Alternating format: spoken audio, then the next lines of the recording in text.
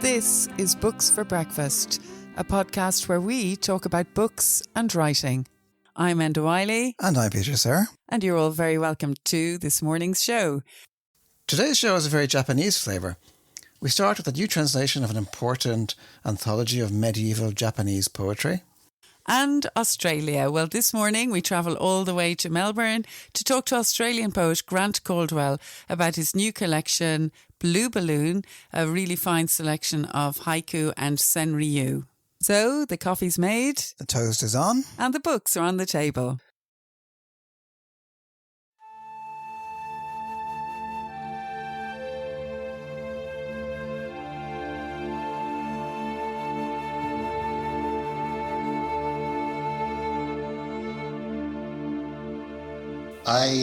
When I first started learning Japanese, I was a teenager, a kind of strange teenager who was interested in learning about languages, and I just randomly picked up Japanese and never put it down.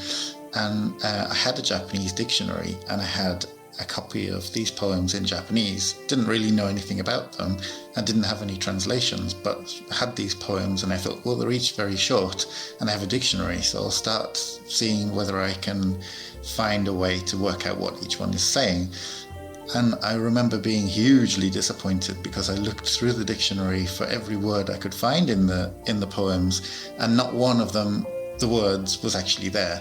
And it was only years later that I realized, okay, this is classical Japanese. It's not the same thing as contemporary Japanese. And not only are the words different and the pronunciation different very often, but also the amount of, like, the grammar is different. So the amount of meaning, the layers of meaning and ambiguity that can be introduced is much higher than contemporary Japanese, even though I would still say that if you wanted to be vague, Japanese is absolutely the language to learn. So I was really interested in looking at it sounds very pretentious, but the gaps, the things that other people hadn't necessarily chosen to highlight in their translations, and the things that we could maybe tease out. Inishie no Nara no miyako no yae zakura kyou koko no e ni nyoi nyuru kana. I view cherry blossoms in the ancient palace of Nara, exquisite. Each double layer reveals another inner sanctum. I am consumed by my own thoughts, vexed with those I love and those I loathe. This world has lost its zest. Hito mo oshi hito mo urameshi ajiki naku you o omou yue ni mono omou mi wa. See the reeds of Nanawa Lagoon, that brief span between each notch. Are you saying we've only been apart that long? Already it's another world. Nani wagata mijikaki ashi no fushi no mamo awa de kono yo o sugu shite yoto ya. In the long light of spring, my own heart settles. I marvel at how petals fall. Such unrest. Hisakata no hikari no dokeki. Haru no hi ni shizu kokoro naku haru no chiru ramu. That was James Hadley and Nell Regan reading from A Gap in the Clouds, which is a new translation of the Ogura Hyakunin issue, or 100 Poems by 100 Poets, which is one of the most important collections of Japanese classical poetry.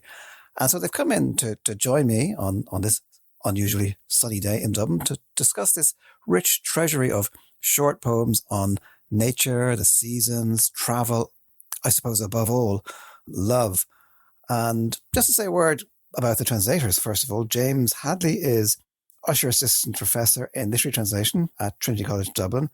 He's the director of the college master's degree in literary translation, which is based at the Trinity Centre for Literary and Cultural Translation. After studying Japanese and computing as an undergraduate and later Buddhism and translation studies, he did a PhD in translation in 2013, since when he's become known as one of the leading researchers in indirect translation or the translation of translations, and is also very interested in practices that stretch our casual assumptions about what translation is and how it functions. Nell Regan is a poet and non-fiction writer based in Dublin, who's published 3 collections of poetry: Preparing for Spring, Bound for Home. They were from Arlen House. One Still Thing from Enna Tharman in 2014, and she's won many awards and has many prizes to her name. Things like Arts Council Literature bursaries, fellowship at the International Writing Program in Iowa. She's been a Fulbright scholar in Berkeley, and Patrick and Catherine Kavanagh Fellow as well. And her biography, Helena Maloney, Radical Life, was published by Arlen House in 2017 and was an Irish Independent Book of the Year. But she's also translated the Irish language poetry of Micheál MacLiamore,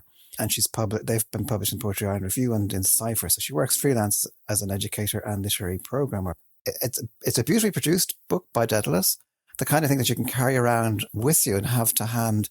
And it's 100 poems by 100 poets. So first of all, I mean, how did this book or how did this anthology originally come about? When were these poems collected and who wrote them? It's an extraordinary mix. I mean, because poetry was very much kind of high court, sort of very much elite in Japan in the Middle Ages.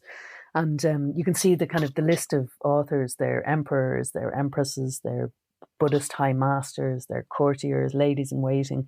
So you're never going to find a farmer or kind of a, anyone who isn't very much in the court. And actually what was interesting is that your reputation at court was often very determined by poetry. Like your reputation could be built or fall on your latest poem or collection. And it was really common practice as well to put together anthologies of poems. And often these were at the behest of an emperor. So there's a very kind of strong tradition in that milieu, as it were, of putting together anthologies. And I think, James, you had some really interesting things as well about the compilation of that particular, the one that we worked on. Because the name in Japanese is Ogura Hyakunin Isshu. So Hyakunin means 100 people.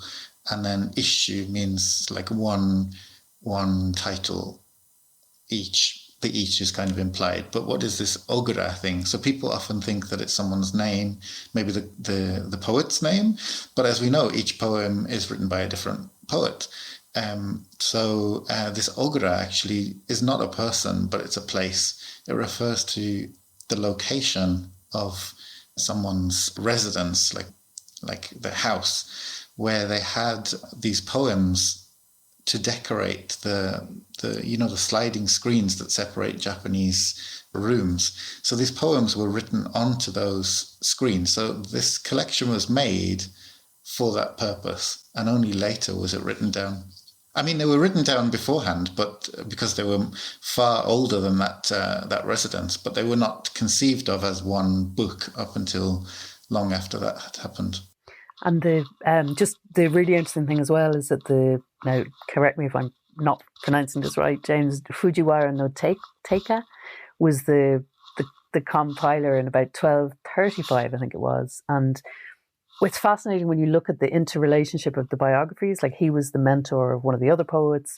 He was the grandson of another famous anthologist. And you really get a sense when you go through their biographies of just how small the world was, and also how many debates they had about poetry and different aesthetics. And I think my favourite job description actually is, I think, Minister of the Bureau of Poetry, which I think is a brilliant one. We're missing out on something like that, I think. What makes them attractive to us? What makes them speak to us? Or indeed, what made them speak to Japanese listeners or readers all those years ago? I think it's that ability to condense is so extraordinary. So the images are condensed. And the other thing which really, and it was, I suppose, one of the many challenges of translation is the kind of double meanings. So you had a lot of words, the words that are completely pivot words that completely change the meaning of the poem. So this is why you have so many different translations as well that seem very at variance, because they literally can be read in several different ways, even though there's so few words in each. But I think the power of the imagery is it's about seasons passing, it's about autumn, it's about spring, it's about aging, it's about love, loneliness. So they're such universal kind of human emotions that it doesn't matter if you're kind of an emperor in 12th century Japan or somebody under lockdown in Dublin in 2021. I think they still they're such beautiful poems that I do think they still speak to people. And I think that, has ensured their kind of resonance throughout Japanese culture and then right up to the present day. Because they are extraordinarily popular in Japan, aren't they? That's right. They're actually, they're used as a game. Like they turned into a game of, like a card game, where one person has half of the poem and they have to put on a card, and they have to put down the card onto a table without the other person knowing which card they've chosen. And then the person who's not the one who's just put down the card has to guess the other end of the poem, so the other half of the poem. And this is like a super fast playing game that there are competitions and tournaments for this kind of game. So yeah, that's massively important. I love the cards. I mean, I just think that's something we could do for Irish poets. I mean, maybe there's a project for somebody let's go to Poetry Ireland with a card game. And actually, I remember thinking, Peter, you're right, that it would be like playing Pangur Bán in a lot of those poems as Snap. Do you know what I mean? That would be the equivalent. Yeah. And what I love as well is they even appear in like manga and anime films now. So they're right through to kind of contemporary culture. They're very much part of curriculums, but also part of contemporary culture. One of the things that I noticed about them as well, I mean, many of them are by women. And I'm just wondering about the role that women played in literature in Japan of this era. It was hugely important. And I mean, many of the most famous poets and writers were women, at that period. And for example, the author of kind of what is considered to be the first novel is The Tale of Genji, is one of the poets in the book who's a woman. And a lot of them tended to kind of coalesce around, a particular empress maybe, and there was kind of quite a literary court that women were very prominent in. But I think it's a fifth of the poems we worked out are by women, and they do include the most famous Japanese women poets who were also just some of the most famous Japanese poets. I mean, I think Ono no Kamachi had like 7 no plays written about her. So they played an extraordinarily central role in the literary culture of the time. James is a Japanese-speaking scholar. Nell is the poet. So I kind of wondered how the translation worked. But from my point of view, I was quite influenced by Japanese poetry and translation from early on. That really kind of close attention to nature and the kind of zing that you got off, so the compression. And I think I do think translation is almost the kind of the deepest way of reading something. So, myself and James had talked about doing a project. So when he suggested the book, which I didn't really know about, I was delighted to kind of go for it. And I suppose as well, the challenge is always to make it fresh in English now, and that was the biggest kind of challenge that we faced, and not least because there's no pronouns in the originals, so you have to make a decision about who's talking to who, whether it's first or third person, and that was an interesting one. There was a few funny situations. Well, they're funny now, but at the time I could just sense Nell's frustration, where she would say, "But what does it actually mean? What is it saying?" And I struggled in many cases because it's not like you can, like Japanese and English are just about as far apart as any two languages could be. The verbs come at a completely different place in the sentence. Sentences are built up with these tiny little particles, and especially in classical Japanese, you can build up these particles. So you can maybe say 3 sounds, and then it means, oh, I wonder what it would be like if I had thought about something. Just with those three sounds. So poor old Nell was saying, what is this zo? Because I'm seeing it in 3 different places and it means different things. So we more than just handing back and forth paper, I'm not sure we would have ever got there if we'd just written things down. But there's deep conversations about, well, it could mean this, or it could mean that, or I guess this person means that. Those went on for a long time. So there are 100 poems. Do they have favourites? I do, but it's really unseasonal because It's actually the one that I come back to every time. I've asked a calligrapher to write it for me, and I think it was actually one of the very first ones that we discussed when I was trying to tell Nell what kind of collection this is, and it's number 5. So it goes Okuyama ni momiji fumiwake naki shika no koe kiku toki zo aki wa kanashiki. Deep in the hills, scuffing through red leaves, I hear deer cry out, "Oh, the sorrow of autumn." So the reason I like that one is just because I can totally picture it. I see this image in my head when I read the poem in either translation or in the original poem, and there's something about it that really speaks to me on a kind of intangible level. I read the one, actually, another one that's one of my favourites is because I can just see the image of it. And again, it was another one which took a lot of versions, input from Pat as well, Pat Bourne, who was a brilliant editor on this project. Dawn and river mist on the Uji starts to clear. Now from its shallows, row after row of fish traps appear. There was one I liked. In the cool of the night, I wait on Matsuo Beach for you. Like scorched seaweed salt, I burn for you, but you do not come. I mean, it's like there's never very many poems of satisfied, kind of blissful love. It's always that kind of thing of unrequited love or longing, or that isn't it? That tends to be the mood, and that's a great example of that. I think you do not come. And it's funny that you actually honed in on the emotion from it, because whenever I read that one, I immediately go back to this seaweed salt thing, because that took ages to work out what is that. And it is making salt by using seaweed. So they kind of boil it down and condense it. So that was James Hadley and Nell Regan talking about A Gap in the Clouds, a new translation of the Ogura Hyakunin issue, and that's published by Pitiless Press in a handsome edition, a nice pocket-size edition. And details, as usual, on our website, www.buzzsprout.com.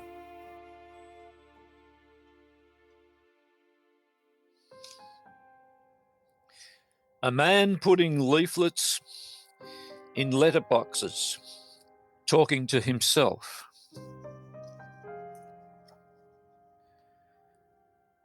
Reading in bed, 2 of me in the window, lit by the lamp.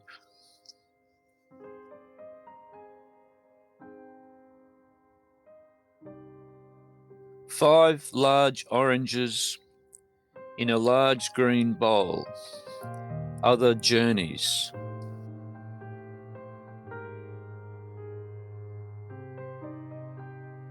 Green tea in a green cup. Spring rain.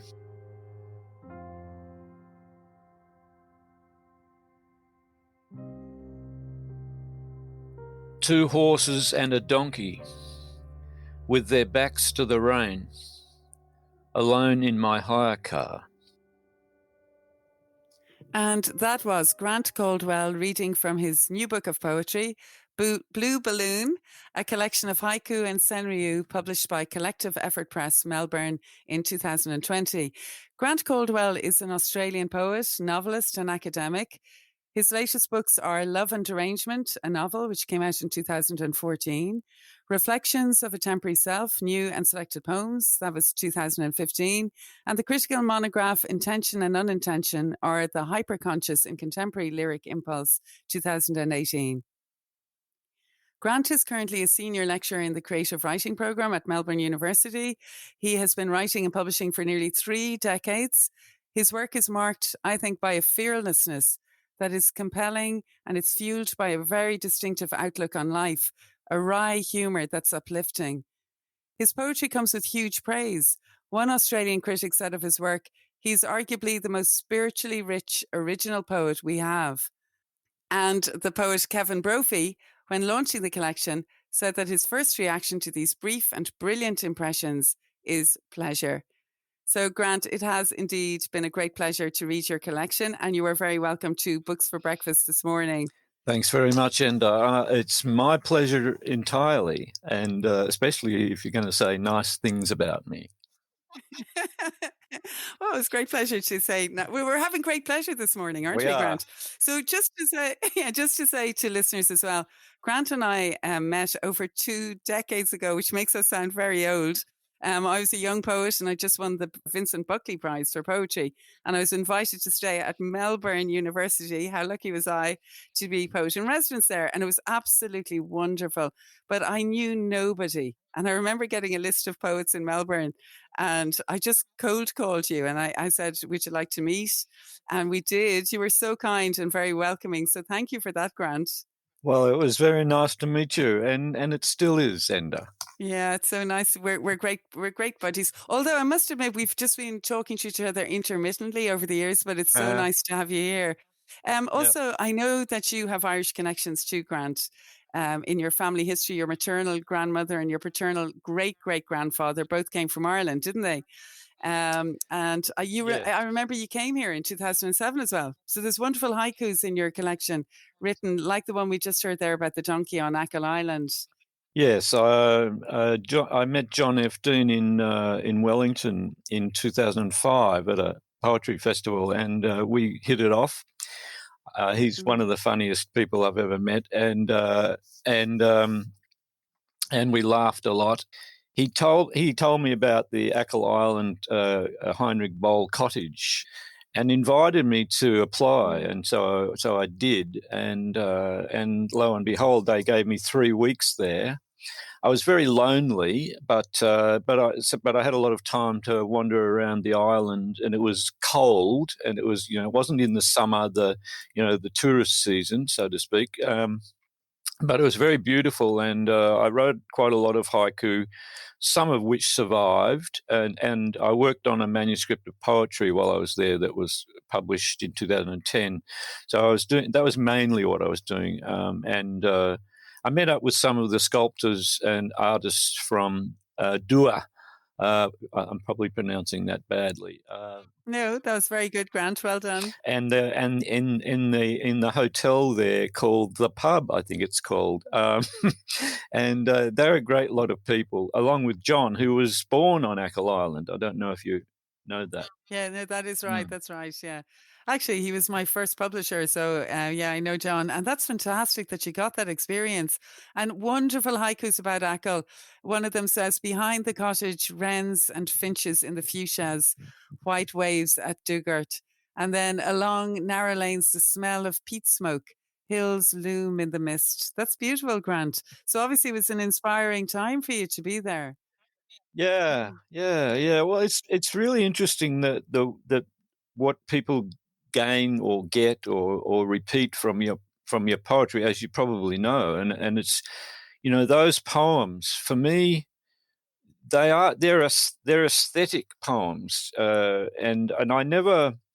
I'm always looking for irony and that kind of thing. But some of the poems that I have that have don't necessarily have a meaning, or a reflective irony. That I like them the most because they kind of encourage a kind of rumination on, they're like a cone in a way.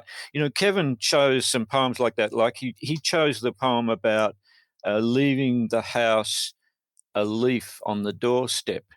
Now, I kind of can make a meaning out of that, but it goes further than that, if you know what I mean. Yeah, I love those kind of meditative poems as well in the collection, Grant. The selection of haiku and senryu in this book, they're a product of 30 years' work.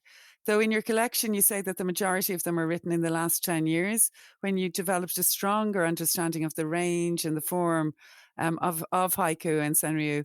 So I know that you've compared these forms to photographs in words. And I'm going to ask you kind of nearly 2 questions now. I was wondering, first of all, where does your long-lasting interest in these forms come from, and what do you love about them? Yes, my mind is tumbling over them. Enda, thank you. I think you asked me where my interest first came from.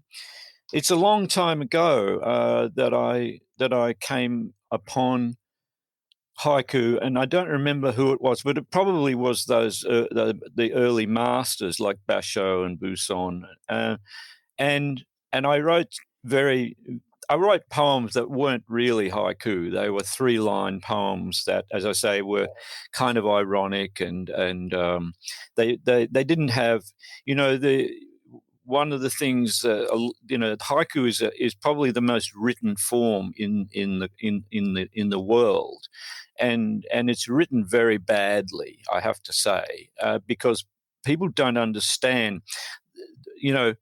I never thought I'd hear myself say this, but the rules are actually, they're more principles than rules. They're very important as a basis. Of course, you can leap off from these principles as you can from any principle and create a new. You can invent contemporary or modern forms, but if you understand the basic rules, principles are there for a reason. They're there for impact and for structure and for a reason, as I say. And the basic rule, about which I go into in the mini essay at the start of the book, about breaking the 3 lines. It's really a compilation of a phrase and a broken phrase and a fragment, and the connection between the 3 can either be hinged or kind of connected or completely disconnected, such as the poem, like the poem about the horse and the donkey. There's a connection there because I'm in the vicinity of the horse and the donkey, but it doesn't have to be that way. I'm trying to think. There's a poem in the book about something about talking about philosophy on the street corner. The moon leaves a moon behind the trees, or something like that. It's kind of like you make a jump with the 3rd line, or indeed the first line. In one haiku you wrote, "Newspaper on the neighbour's step. I write a haiku and it's gone." So the other thing I wanted to ask you about is, do you think a haiku is too fleeting if it's only written in the present? I'm thinking of Basho, when he said it was vital that the poet work along 2 axes, the vertical or the past and the horizontal or the present. Yeah. Well, that's what I was alluding to when I was talking about the need to observe the principles. What he was talking about was the necessity to understand the unchanging, he called it. Which to me, you need. He said, don't follow what the old men did, seek what they sought. And this is the unchanging. This is so you have to, if you go back into the tradition and the history and of the way the work unfolded, which and it started a lot earlier than Basho. I mean, the form, although it wasn't in the form of the 3 lines as such. It was part of a much longer form of poetry. But he developed this opening poem as a poem in its own right, which then was called a haiku, which really means introductory verse. And so it was setting up the kind of a kind of poem that was a game that was played by poets who joined in and followed each other with lines, etc. So that and yet the horizontal axis is accounting for the contemporary, being in the modern, and you have to bring the new into your poetry, and this is where the combination exists. But there's a kind of different question to what you said about it being fleeting, I would say. Sorry to interrupt, Endon, but I was just wondering, I'm very interested in that kind of distinction between the 2 sort of forms, the notion of the haiku and the senryu, because maybe some of our listeners mightn't be aware of that kind of distinction. Yeah, it's an important one. It's a good. Thanks, Peter. It's basically haiku. It's a difficult question to answer briefly.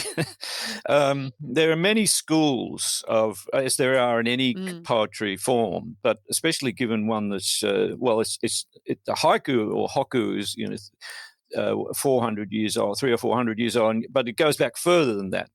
But essentially, haiku is it has a cultural or seasonal, and those two things can be the same thing, basis or reflection within the poem.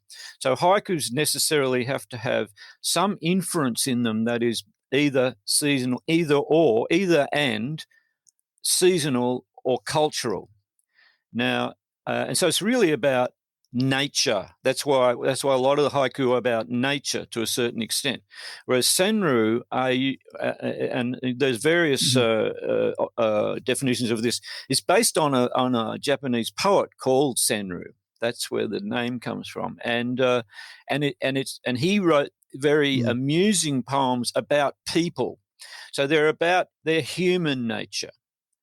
That's the distinction, and they're usually funny because, as we know, people are very funny, aren't they? And Grant, also you are very funny. So I like to thank Peter Sirr for coming back and saying no, but just tell us the difference. So I think our listeners now know. And speaking of humour as well, Grant, I think one of your great gifts is exactly that. I mean, I think you have a brilliant lightness of touch to your work. You're quirky the way you look on life, and I think this quirkiness is always happily present there. I'm thinking of your fly poems, Mind Out, Fruit Fly. I'm trying to write here. I can't put on my Australian accent. Or After Strong Coffee, I Can't Stop Writing. Bad haiku. Better not give you any coffee this morning, Grant. But can you talk about the importance of humour in your work? Well, it's what keeps the world going, doesn't it? I don't know. It's instinctive. It's I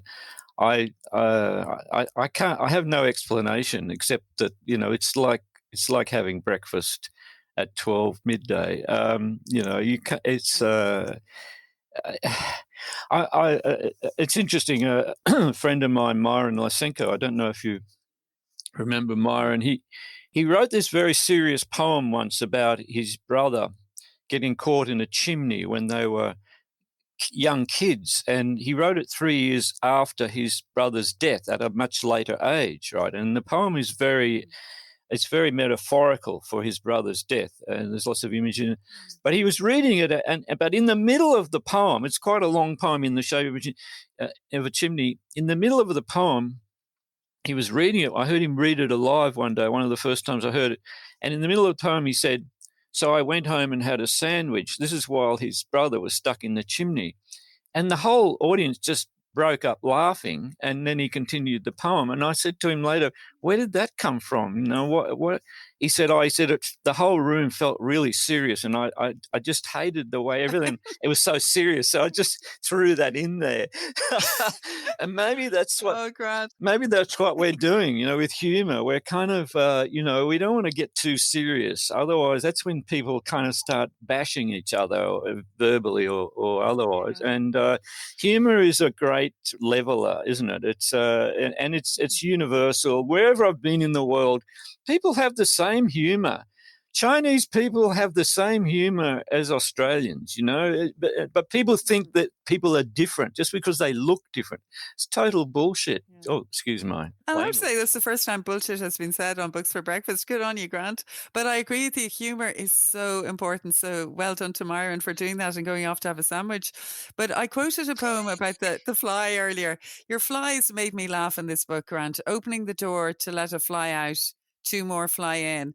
Or morning light, look out flies, there's a huntsman on the ceiling. Now, Peter Sirr didn't know what a huntsman was because he hasn't been to Australia. But can you explain to listeners what a huntsman is? Well, a huntsman can be as big as your hand or more. Oh, wow. But they're totally harmless. Okay. I mean, tell that to an arachnophobe, but they really are. Okay. And they catch flies and mosquitoes. So you want to look after them, But of course, arachnophobes, they see this thing. It can be a bit smaller, but they just stick. They're usually on the ceiling or the wall high up, and they just sit there. Mm-hmm. And I don't know how. They must have some means of attracting. Maybe they smell a little bit and attract mosquitoes. I don't know. I haven't investigated that far. But what you said a minute ago, I can't remember. I was going to say something about what you just said. Was it humour or something? But talking about the huntsman, there's so much of the natural world in your poems. it's an urban natural Oh, yeah. world, and to me it feels really authentic. There's lots of ants, there's a peach tree, there's doves kissing in a kitchen window, there's a flock of Yeah. starlings wheeling over a cemetery, there's a mudlark, you say, in the gutter lifting wet leaves for Yeah. insects. And it made me miss Melbourne a lot Yeah. when you said lots of leaves and gutters are scattering across streets. You spoke about Brunswick Street Oval, a leaf jumps the fence and runs across the grass. So I think it's fair to say, Grant, you are an urban naturalist, I think. Yeah. Yeah, but you see, you are getting those cultural connections, Mm-hmm. no matter how young they are. Because let's not forget that the indigenous people have been here for 40 to 60,000 years. We've been here like 200 or 300 years. Mm-hmm. I mean, Yeah. it's nothing. So our culture is very. My wife, who's Chinese, says that Australia has no culture. And I said, we've got all the cultures in the world here, and we have the oldest one. And she said, yeah, but look what you did to them. Yeah, I know. So, but what you're saying is still it's the urban culture, as you say. But if you think about it, what if you're writing about your observations, which is basically what haiku is, because it needs to be neither objective or subjective. It has to be, even though there's myself in the poems, you really have to leave yourself. Basho said, in order to understand the pine, you must become the pine.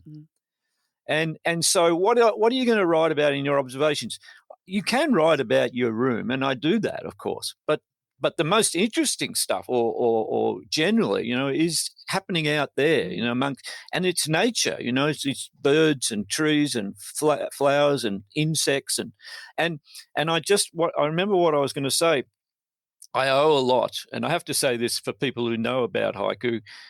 Issa was a great poet of the insects, and I'm following on from him here. He wrote some wonderful poems, very funny, about insects, and some of them quite poignant as well. So he's worth checking out. ISSA. Yeah. Oh, yeah. Definitely, I'll be checking him out. And also, I love that one of the reviewers picked up on this and said these poems delight in their naive surprise, and they are stunning reminders that the healing beauty of the natural world is also found in the city. Wow. So that's a good review there, Grant. So the book. Yeah, who said that? I Was that in the Plumwood thing? Yeah, is it? that's right. The recent review that just came out of your book. Actually, it's brilliant that you're getting such a positive response to it, Grant. And also, I wanted to ask you about travel, because the book is split into 3 sections. We spoke about Ireland, but the poems don't just travel to there. They go to China, Kyoto, France. I love the French ones. This pigeon gets into the metro for free. Very good, Grant. Does travel feed your compulsion to write? Not necessarily, but when I travel, when you travel, you see things anew. You see things freshly. So it's a great impetus. It's a great stimulant.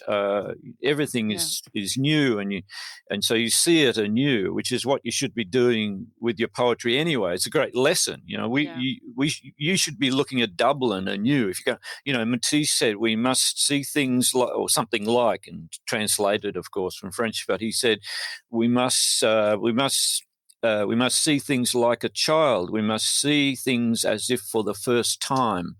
And I think traveling aids that a great deal, and it may be a good lesson for us in what we observe if we are writing from observation and memory. I mean, it's a great idea, isn't it, to keep fresh and see things anew. There's an elegant shape to the collection, Grant, as well, which I really liked. For instance, you start with a circle and then it comes back to the circle at the end in the penultimate lines, attempting to draw a perfect circle. There's nothing to it. So I think there is a strong craft there. Did you enjoy the structuring of it?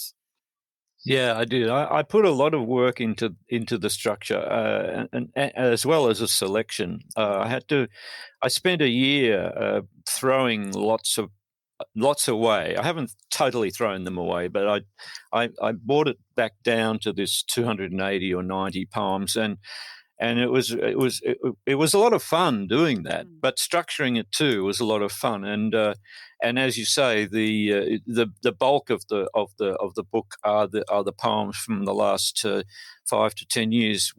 And the reason you alluded to this before, the reason that occurred is because in the last 5 to 10 years, as I say in the introduction, I feel like I've started to understand the form a lot better. I won't say perfectly at all, because in 20 years' time, if I'm still around, I'll probably look back on this collection, askance. But at the moment, it's very satisfactory, and I love the reactions I'm getting. It's more than very satisfactory, Grant.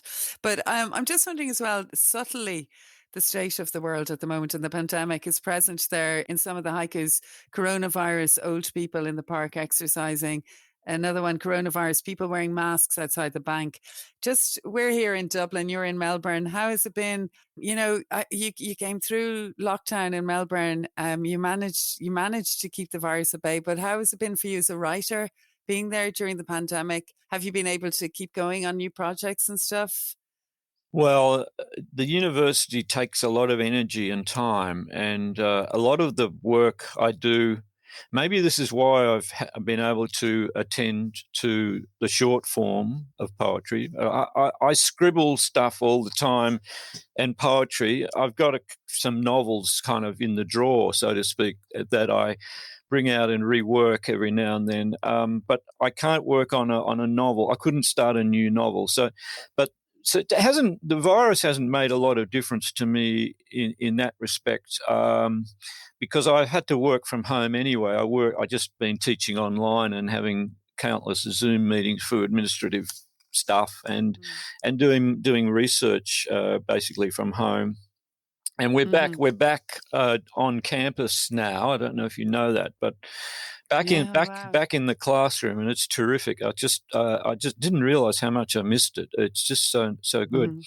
So yeah, I mean, we're very lucky in Australia. We had governments that really came down hard early, and was very unpopular in a lot of cases, and a lot of businesses suffered, of course. But it was well worth it in the long run. And even now, Queensland has just had another outbreak because international travellers are the danger.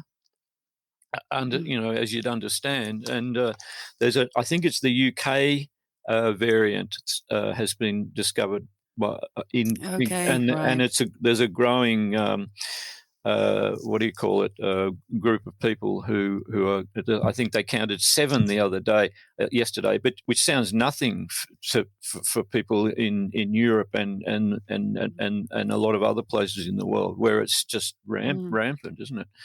Yeah, I've got because I'm of my age, I've got a vaccination lined up in 2 weeks' time. So, okay, that's brilliant, Grant. Well, I hope so. Yeah. Yeah, I love the fact that you're back in class. I mean, we can't wait for the energy of that, of being able to interact with people again. Yeah. And Grant, you're going to conclude now with 5 more wonderful haikus, and then we lead you into the Toaster Challenge. But thanks for that chat, Grant. It was great to get a blast of Australia into our house this morning. So you're going to begin with a haiku called Leaving the Church. Leaving the church. Boy with plastic sword, mum with purse. This morning, in the letterbox, sunlight. 5 ravens in the eucalyptus tree, watching the garbage truck. Silent tree, the sky moves you. Kissing her, my hat blows off. Thank you so much, Grant. I love that one. Kissing her, my hat blows off. a great ending there. That was Grant Caldwell reading from his new book of poetry, Blue Balloon, a collection of haiku and senryu published by Collective Effort Press, Melbourne in 2020. And one reviewer said it is a chime for promise and grace about one of the poems. But I think that chime of promise and grace fits for the entire collection. So well done, Grant. So now it's time to move on to the Toaster Challenge. And Peter is going to get the toaster ready. He's going to get the bread on. And we're going to listen to Grant talking about a book that's really touched him or stayed with him, and he's going to talk for the length of time it takes to make a slice of toast. So I'm going to count you in, Grant. You've got 3 minutes, and please don't let the toast burn, okay? So I'm going to count you in 1, 2, 3, and off you go. Okay, thank you. I'm going to talk about Hunger, a novel written by Knut Hamsun. And I think it was first published in 1890. Knut Hamsun is a Norwegian novelist, a very interesting character, very interesting life, well worth reading about. It is a movie made of his life. And he's a controversial character, but I should talk about the book. I might talk about the controversy of him supporting Hitler. It's not quite as black and white as that, and I'll get to that. But Hunger itself was quite a revelation in its form at the time. And in my opinion, and I'm sure others have said things like this, it was a huge influence on the modernists like Joyce and Kafka. If you read Hunger alone, but Hamsun's other books, you can see the connection with Kafka and Joyce some 30 years later. And I would put money, if I was a betting person, I would put money on that they had read Hunger, both Kafka and Joyce. And I know that Hemingway referred to Hamsun. I'm pretty sure, if I remember rightly. So, but this book Hunger is very much a flow of consciousness. The whole book is this flow of consciousness of this. He's a writer, a very poor writer. He hardly has anything to eat. He owes rent. He wanders around what was then Christiania, which I think is Oslo, was the original name of Oslo, and it just follows his mind, and it's amazing, and follows the fluctuations of his mind, and it's it's kind of the epitome of the individual and the internal machinations of psychology of this mind. And indeed the emotions that are connected to that. I often have thought that that thoughts are the emotions of the mind. But if you look in the mind of this character in Hunger, and it's very much a work of autofiction. I mean, if you read about Hamsun, it's very close to his own existence when he was very young and just a young writer, and he escaped from Christiania. And as he does at the end of this book, and went to America. He went to America a few times, and they say that he picked up on the language of the Americans, a very slick, wisecracking style of Americans, which infused his books that he later wrote and got into, and you can sense that. I mean, it's not like American prose, but there's something to that, and I just wanted to talk about how he cured himself of an incurable tuberculosis or something like that by getting on the top of a train in the East Coast and traveling across the whole coast, the whole breadth of the United States on the top of the train with his mouth open, breathing in the air. And when he got to San Francisco, he went to the doctor and he was cured. Now, I'm editorializing here. You might read the story and it might be slightly different, but that's how I remember it. And that's what kind of remarkable character he was. But I've really enjoyed, because you asking me about this has made me read it again, but I haven't managed to finish it. But I got well into it, and I'm really enjoying it again. It's and that says something, because I don't know if you have this experience, but you go back to your favorite, a favorite novel or something, 10, 20 years later, and it's often a bit of a disappointment. But this one hasn't disappointed me at all so far. We'll come back when you finish it and see how it held up. And we'll give you another slice of toast then. Oh, Yeah, yeah, all right. exactly. We didn't even cover that. So I think, is I'll that the tell you toaster about the challenge complete now, Nazis Peter? then. That is the wackiest toaster challenge we've ever done. I've thoroughly enjoyed it, Grant. But Grant, I just wish that I was sitting in your lectures in Melbourne. I'd say they are great crack altogether. But thanks so much for that, because that idea of coming back to a book that you haven't read for ages, I'm so delighted that you really loved it and hailed a masterpiece of psychological force and amazing. As you said, it was published in 1890. So that's Grant Caldwell. Thank you so much, talking about Newt Handsome. I used to go around calling him Canute when I first discovered him, but I'm delighted that you've corrected me there. So I now know in future Newt Handsome. Well, I wouldn't rely on my pronunciation, but Yeah, I know. I really need to yeah, do some I think Norwegian classes. So, Newt Handsome Hunger. And thanks for that really fine endorsement and quirky endorsement, Grant. So, that's Grant Caldwell recommending that book. And also, we had the great privilege of hearing him read and talk about his new book of poetry, Blue Balloon, a collection of haiku and senryu, published by Collective Effort Press in Melbourne. And it's been a real pleasure to have you, Grant Caldwell. And do come back again. You're always welcome. Thank you. I'd love to come back, and thank you very much, Enda and Peter. I enjoyed it thoroughly. Always enjoyed talking about myself, of course. I think we've reached the end of our Books for Breakfast podcast this morning. I'm definitely rushing off to have more coffee. And I'm Enda Wiley, and I have Peter Sirr here with me. And Peter, would you like to tell everyone about the details of the podcast if they'd like to listen again? Well, you can subscribe at all the usual sources, Google and Apple and so on. And if you want to check out the notes that go along with this podcast, you can go to booksforbreakfast.buzzsprout.com. And yeah, so we'll be back again next Thursday morning. We'll have the toast on, we'll have the kettle boiling, we will have more books to discuss, and we're looking forward to having you here. So goodbye, everybody. Goodbye.